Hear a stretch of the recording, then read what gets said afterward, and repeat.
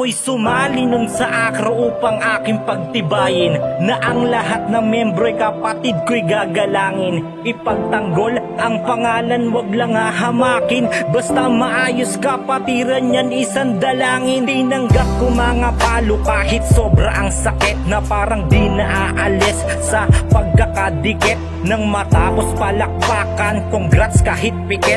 At taas noong isisigaw na ako ay legit. Marami na akong nakasalamuhang, kala mo kung sino. Mapa-officer, senyores, membro, kala mo perfecto.